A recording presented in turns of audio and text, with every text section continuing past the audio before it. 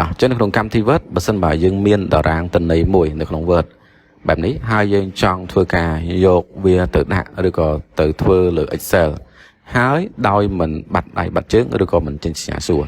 តើយើងធ្វើវាមិនតោះចុចជំហានទី1យើងចូលលើតារាងរបស់យើងឬក៏ទិន្នន័យណាមួយសិនទៅបើយើងចង់ copy តារាងទៅ Word ទៅ Excel ណាយើងធ្វើការ select តារាងទាំងមូលអានេះធ្លាក់អស់មកបងប្អូនចង់ copy តារាងខ្លះយើងមកស្រាំយើង copy បន្តទៀតយើងអាចបើក file Word ថ្មីមួយសិន file យើងយក blank មកហេតុអីទៅបើក file Word ថ្មីបើថាយើងទៅផាសពីតារាង Pro ទៅជា text សិនអត់យកទៅតារាងទាំងមូលណាអញ្ចឹងកន្លែងនេះយើងចុចមួយខ្ញុំយក A អាពេលផាសបងប្អូនមកស្រាមមកពេលមកស្រាមយើងឃើញកន្លែងនេះដាក់អី A យក A មកយើងមិនយក text only អត់យកតារាងទេអញ្ចឹងពេលបាននឹងហើយយើងធ្វើការ save file ទុក file save as រើសទីតាំង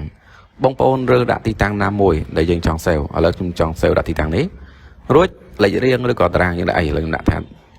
to Excel អូខេខ្ញុំដាក់ឈ្មោះប៉ុណ្ណឹងបន្តទៀតកន្លែង save as ហើយយើងព្រាមមកយើងយកពាក្យថា plan text នេះ plan text ពេលដែលយើងយកនេះឲ្យបងប្អូនចុច save វានឹងសួរយើងអញ្ចឹងកន្លែងសំខាន់បងប្អូន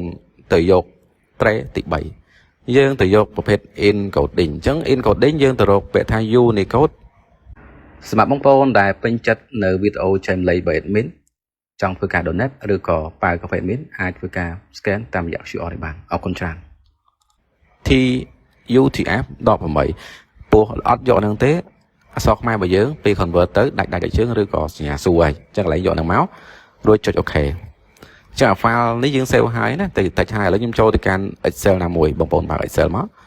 បន្តទៀតយើងចូលទៅកាន់ menu data សម្រាប់ data យើងទៅមើលនៅខាងឆ្វេងដៃយើងនឹងឃើញពាក្យថា from text/SCSV អញ្ចឹងចុចលើហ្នឹងពេលចុចមកបងប្អូនទៅរក file Excel ជាស្រ័យ file text របស់យើងមិញនៅកន្លែងណាអូខេអានេះ Word to Excel ចុច2ដងអញ្ចឹងពេលយើងចុច2ដងវាចាប់ដើមធ្វើការទាញទៅលើទិន្នន័យនៅក្នុងហ្នឹងមកអញ្ចឹងទិន្នន័យឃើញទេបើសិនបើយើងអត់យកហ្នឹងទេគឺបើថាតារាងរបស់យើងគឺវានឹងចេញទម្រង់លក្ខណៈថាទម្រង់លក្ខណៈថាវាសញ្ញាសួរហើយអញ្ចឹងកន្លែងនេះយើងទៅយកអង្គដូចគ្នា file origin របស់យើងគឺ UTF យើងបង្កើតតារាងតាមយ៉ាងអីយើងប្រើ tab យើងសាករកបាននេះ space ហ្នឹងធ្វើដូច image ទេប្រាច់ណាខាងមក image អញ្ចឹងដូចស្អីយើងដក clear មិនយើងពេល copy តិចមកវា tab យើងប្រើ tab បងប្អូនយក tab ណាចានេះ based on អី rule យើងចង់យកទៅទិន្នន័យរបៀបម៉េចបងប្អូនលេខតាមការគួរខ្ញុំយកពេលថា do not detect data type បាទ file ដើមរបស់យើងមានម៉េចវាចេញមកហើយយើងអាចចុច refresh ទៅក៏បានដែរពេលដូរណាអ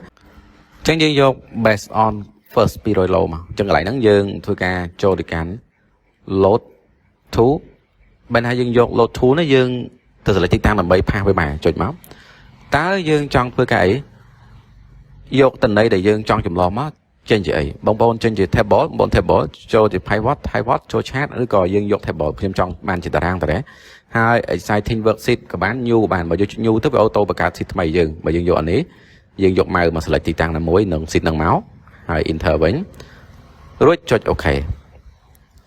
អញ្ចឹងរងចាំបន្តិចវាធ្វើការទាញទិន្នន័យដែលយើងមកមិញគឺបានអូខេចានេះគឺ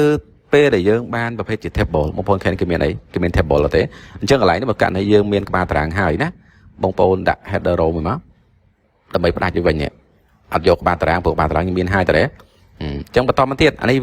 វាបានជាតារាងហើយអញ្ចឹងបងប្អូនធ្វើការកំណត់បន្ថែមមកយើង select មកនៅក្នុង Excel គឺងាយស្រួលទេបងប្អូន select មកលេអត់យើងចុច2ដងទៅលើជួរឈរណាមួយមកអានឹងវាអូតូទៅជួរឈរចុះបើយើងចង់បានទាំងអស់បងប្អូនចុចនេះមកចុច2ដងបានទិន្នន័យទៅធំតាមការគួរឬក៏យើងគិតថាជួរណាតូចធំបងប្អូនទាញតាមការគួរមកហើយបើយើងចង់ធ្វើការចាក់បន្ទាត់ថែមហើយយើងឆ្នៃថែមណាអានេះ mode នៃតារាងនេះបងប្អូនធ្វើការកំណត់ថែម select មកយើងចូលទៅកាន់ជាមួយនឹង menu home យើងស្រេមកដាក់នៅកណ្ដាលយើងដាក់បន្ទាត់សម្រាប់ mode table យើងចូល table style ហើយយើងធ្វើការយក quick style ណាមួយបងប្អូនចង់បាននេះលេខតាមការគួរណាអានេះគឺជាមួយនឹងផ្នែក table របស់យើងចាំយើងយក style នេះចុះហើយក្បាលតារាងយើង select អូខេនេះយើងហើយយើងខ្វែងចំមកក្បាលតារាងយើង select មកបងប្អូនចូល home យើងអាចធ្វើការដាក់ font ណាមួយដែលយើងចង់បាន